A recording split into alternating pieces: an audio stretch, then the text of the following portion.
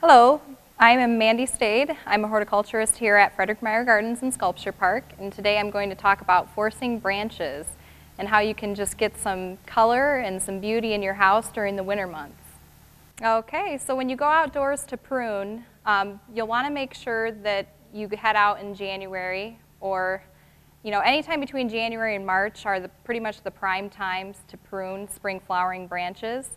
The main thing is you do not want to go outdoors any earlier than that, because you want to make sure the plants have a dormancy period of at least 8 weeks prior to any forcing. That way, they've formed nice, good-looking tight buds. So these are some common types of shrubs or tree branches that you can force. This first one is a Korean spice viburnum. The second one here is a forsythia. And then these branches right here are pussy willows. This is a cherry. And these are cornelian cherry branches. This is a lilac. And then these are witch hazel branches.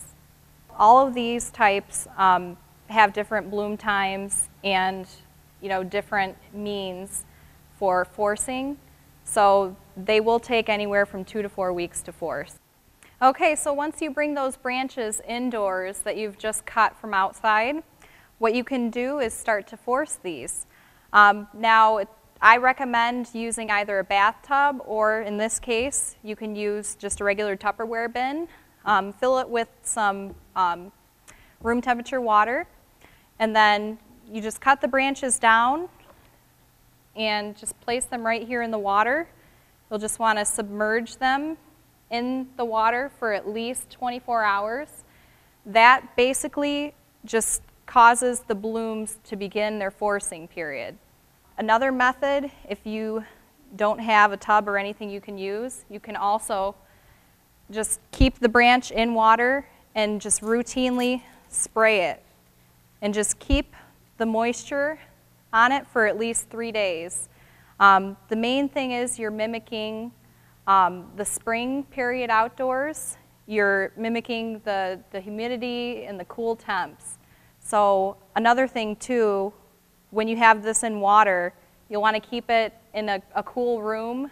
You don't want the branches to sit in a bright, sunny location or a spot where there's a heater, because that'll cause the branches to force open way too quickly, and in doing that, it'll just jeopardize the quality of the blooms. All right, so when the buds on the branches are starting to look a little bit more swollen and they're starting to show color with the flowers, that is usually a good time for you to start putting your floral arrangement together. You'll see this one, the blooms are open in it.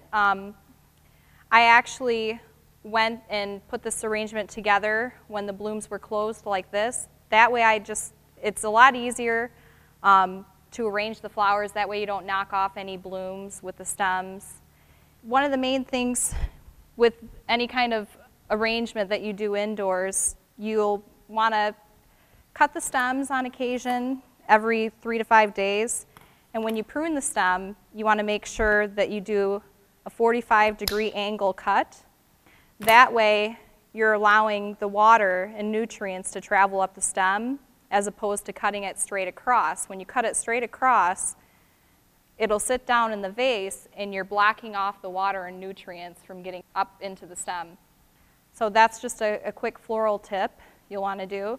Now, with this finished arrangement that I have here, you'll see it's nice and full, just to create that big impact of color for your house. And you'll want to make sure you put this in a spot where you get indirect sunlight. You don't want it in a sunny, bright window, because it'll just cause the blooms to get spent too early and fall off too fast. So thank you for watching today. I hope you were able to gain some helpful tips when it comes to forcing branches. If you have any interest in any special exhibits, please visit our website at meijergardens.org. Thank you.